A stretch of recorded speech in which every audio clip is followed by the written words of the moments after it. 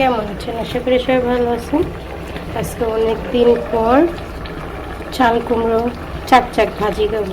খুব খেতে ইচ্ছা করছিল, যে কারণে ছোট চাল কুমড়ো পেয়েছি। ভাবতেছি ভাজি করে খাবো। গোল গোল চাক ভাজি আমাদের কাছে খুবই ভালো লাগে। বেগুনের মতো স্লাইস করে নিয়েছি।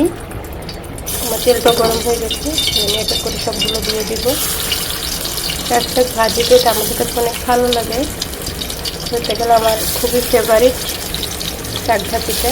এক এক করে সবগুলো আমি দিয়ে দিব। আমি এগুলো লাল লাল করে ভাজবো। এটা গরম ভাত দিয়ে খেতে খুবই ভালো লাগে। এটাকে আমরা বলি চাল কুমড়ার শাক ভাজি। এটা একদম কচি চাল কুমড়াটা।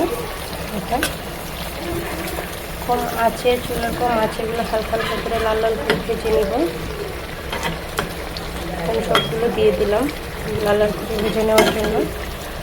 আপনারা গরম ভাতে শুকনো মরিচ দিয়ে খাবেন, অনেকটা করে বেশি ভালো লাগবে। দেখিয়ে একবার হলো বাসে এরকমভাবে খাবেন।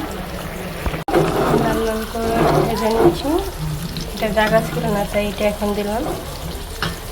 এখানে আমি কয়েকটা ছিঁড়া কাঁচা মরিচ দিব ঝাঁঝের জন্য। কাঁচা মরিচটা দিলে একটু ফ্লেভারও আসে, ভালো লাগে খেতে, ঝাল ঝাল হয়। এক এক করে আমি সবগুলো ভেজে নেব। ওটা দেখেন কত সুন্দরভাবে লাল লাল করে ভেজে নিচ্ছে।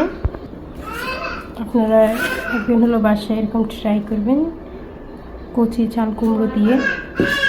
এখন কতটা সুন্দর হয়েছে, একদম নরম, ভিতর থেকে নরম আর উপর থেকে পুরো মচমচা। কতটা সুন্দর। গরম ভাত দিয়ে শুকনো মরিচ দিয়ে খাবেন, অনেকটা ভালো লাগবে। সবাই ভালো থাকবেন, সুস্থ থাকবেন। ধন্যবাদ।